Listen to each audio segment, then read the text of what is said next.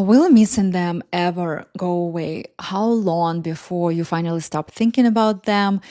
Will they come back? Will there be another chance? Are they even thinking about you anymore? So, as you have guessed, today's video is about missing someone and when. Sometimes it feels like if ever it really ends. If you follow these 6 steps, the struggle of missing them that weighs on your daily life will start to ease. You'll also build a strong foundation for your future relationships. Or even for this person, if they return. These steps are kind of insights people achieve after hours and hours of therapy. And these steps can truly change your life and relationships. I've condensed them into 6 steps so you can start now and see real, powerful shifts. And notice that the weight of missing someone carries a healing potential. Step number 1, wake up to the reality that your relationship with another person is always a continuation of your own inner dialogue.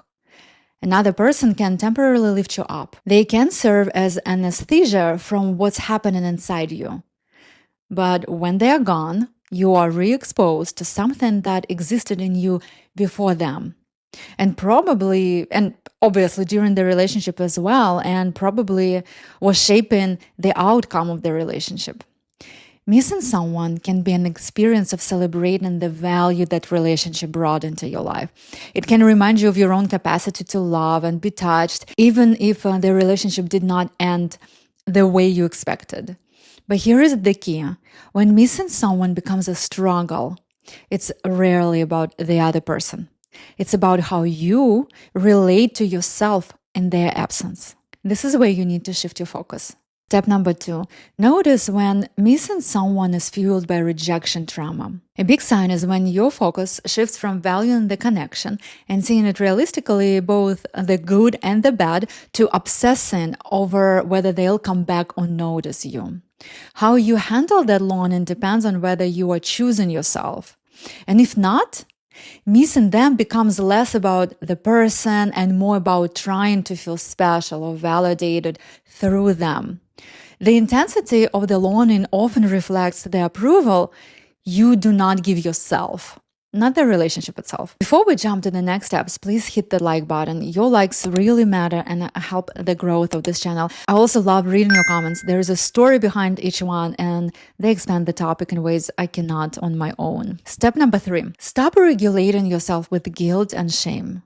Few people talk about it, but guilt is not just a feeling. It's actually very often a defense mechanism your psyche develops early in life. For a child, feeling helpless is unbearable. So the mind leans on guilt because it gives the illusion that something can be done. If I try hard enough, maybe I can fix this. As we grow, we are meant to learn what healthy helplessness feels like.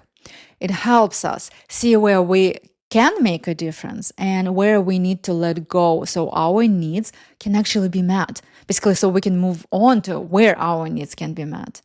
Too often, though, the mind stays stuck in guilt, using it as a defense mechanism instead of moving forward.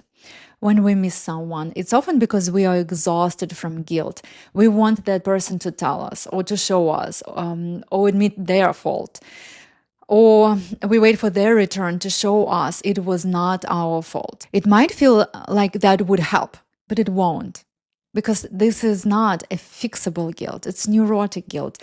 This guilt isn't about something you can change.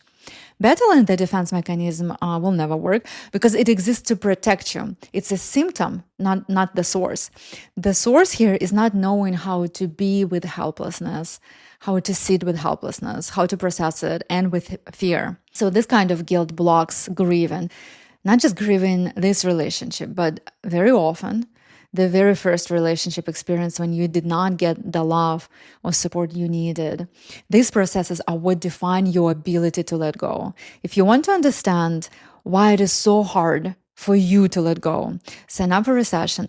New experiences can only begin when we release the old ones. Otherwise, we keep repeating the same patterns. Step number 4, stop autoaggression to be able to fully process your grief. Aggression is natural and is a part of grieving.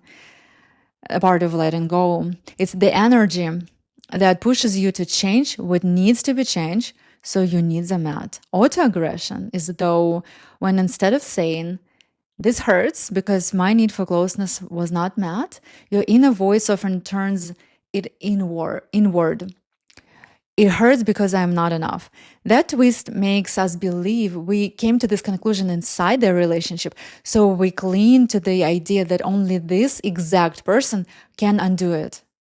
Moving through grief means becoming disappointed, but not in yourself, as usually anxious attachers do, nor in the other person, and not in the need itself, as avoidance do, but in this particular shape of, in this particular context, in this particular expression of the relationship, in this particular strategies, where the need, desire couldn't be met. And from there, you can finally move on.